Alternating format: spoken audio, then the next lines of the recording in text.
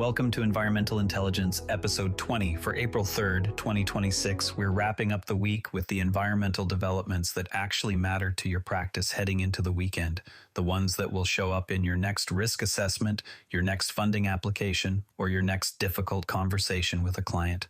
British Columbia delivered two practical signals this week that together illustrate where the province is placing its bets on both conservation and industrial decarbonization.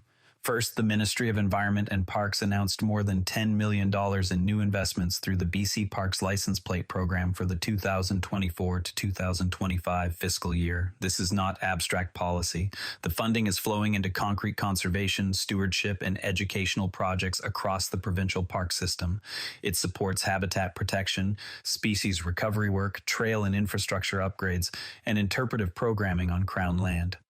For those of us working in contaminated sites, the relevance is immediate. Many legacy mining, forestry, and recreational properties sit adjacent to or intermingled with provincial park boundaries. When your site shares a fence line with a park, or when a covenant or stewardship agreement is being negotiated, this renewed provincial commitment to stewardship can materially influence the expectations regulators place on due diligence, ecological risk assessment, and long-term site management under the Environmental Management Act. Practitioners should pull the project list, map it against their current or upcoming files, and flag any potential intersection with protected area management plans early.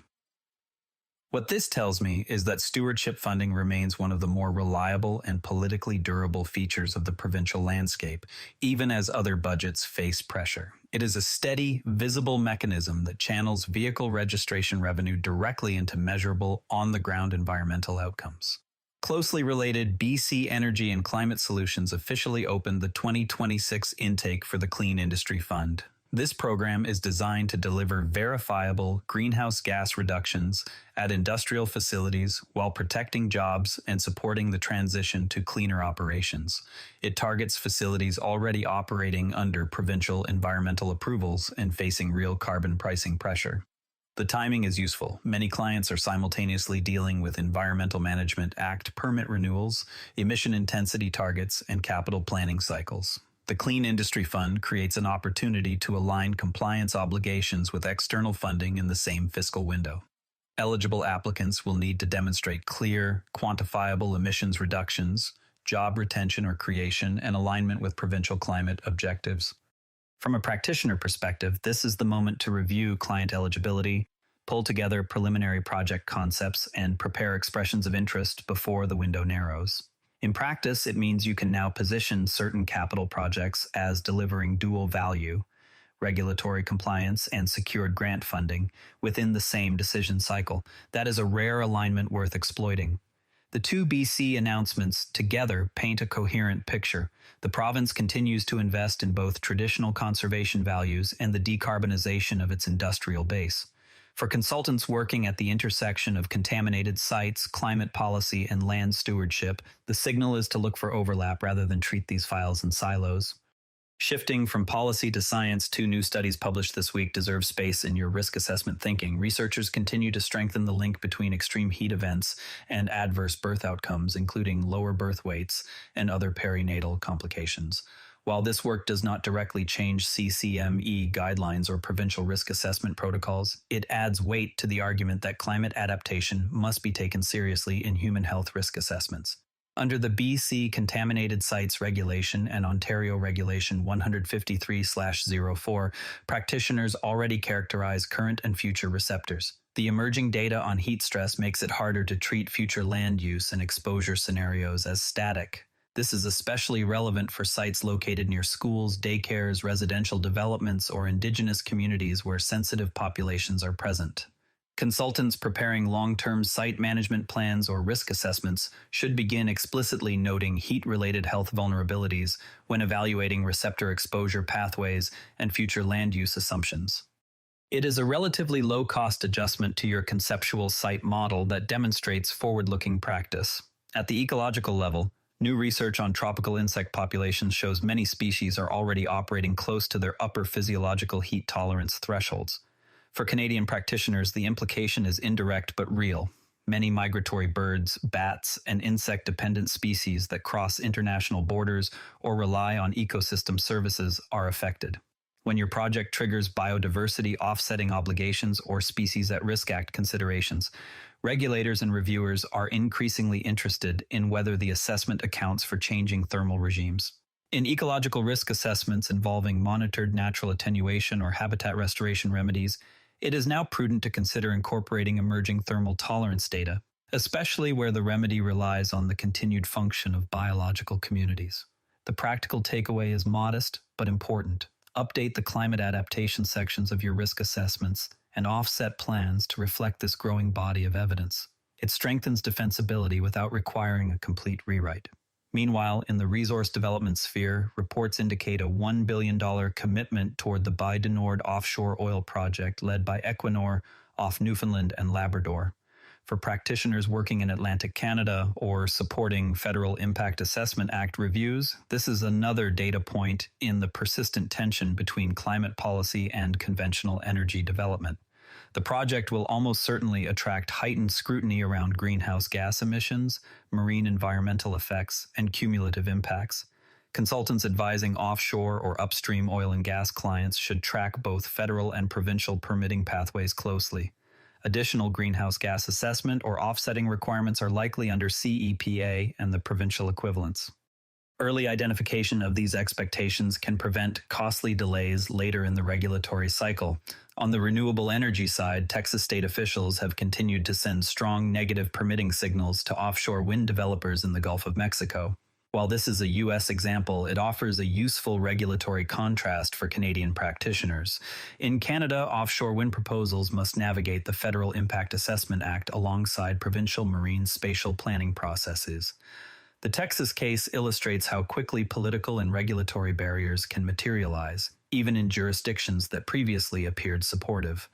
For firms engaged in renewable energy impact assessments or in the contaminated land transfer of former industrial ports and harbors, the lesson is clear.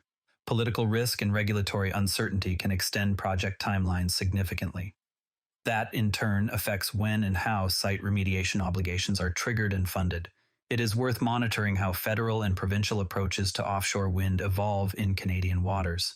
Now, speaking of conditions that complicate every Phase 2 environmental site assessment, let's spend a moment on something that should inform your next drilling program. You arrive at a former industrial site in the Fraser Valley or the Greater Toronto Area. The Phase 2 ESA shows BTEX, or petroleum hydrocarbon exceedances, in one monitoring well but not in another only 8 meters away, despite clear evidence of a point source release. This is not an anomaly, it is the expected outcome in much of Canada's terrain. Glacial till and outwash deposits create preferential pathways, low permeability lenses, and abrupt facies changes that drive extreme spatial variability in contaminant distribution. Under BC CSR Protocol 4, or when preparing a CCME Tier 1 or Tier 2 risk assessment, the consequence is straightforward. You cannot assume uniform plume geometry or rely on simple linear interpolation between sparse sample points. Experienced practitioners respond by drilling additional temporary points or deploying membrane interface probe and other high-resolution site characterization tools exactly where the geologic logs indicate facies changes. They then construct separate conceptual site model scenarios for each hydrostratigraphic unit. The most common and costly mistake is treating the entire site as a single homogeneous aquifer when building fate and transport models or justifying monitored natural attenuation. The fix is to explicitly map lithologic controls in your reporting, adjust sampling density accordingly, and reflect that heterogeneity in every remediation plan or risk assessment you submit. Doing so early saves significant time and defensibility issues downstream. Let's bring this together into actionable items for the week ahead. If you are working on industrial facility operations in British Columbia, review client eligibility under the new Clean Industry Fund 2026 intake and prepare expression of interest documentation while the window is open. Cross-reference your current or upcoming contaminated sites, projects against BC Parks boundaries, and the latest stewardship funding lists to identify any required additional consultation or covenant considerations. Update the climate adaptation sections in both human health and ecological risk assessments to reflect emerging heat-related health outcome and thermal tolerance data where sensitive receptors are present. Brief offshore or upstream oil and gas clients on the continued federal and provincial scrutiny facing high greenhouse gas projects following the reported Bay du Nord commitment. and schedule additional targeted drilling or high-resolution site characterization at any active Phase 2 or remediation sites where glacial soil heterogeneity is suspected. On the monitoring side, keep an eye on the BC Clean Industry Fund for full application guidelines and closing dates. Track any new Canada Gazette notices on CEPA or Impact Assessment Act amendments expected in the second quarter of 2026. Prepare for the spring groundwater sampling season by ensuring your low-flow equipment is calibrated and that chain of custody protocols meet both ISO 17025 and provincial QA/QC requirements. Finally, watch for any CCME or provincial updates on emerging contaminant guidance that may reference recent heat stress or ecological receptor research. Before we wrap, keep an eye on any new details regarding Clean Industry Fund application deadlines that could affect your second quarter project planning. That's environmental intelligence for today. If this briefing is useful to your practice, share it with a colleague and subscribe wherever you get your podcasts. We're back tomorrow. Have a productive and attentive day. This podcast is curated by Patrick, but generated using AI voice synthesis of my voice using ElevenLabs. The primary reason to do this is I unfortunately don't have the time to be consistent with generating all the content and wanted to focus on creating consistent and regular episodes for all the themes that I enjoy, and I hope others do as well.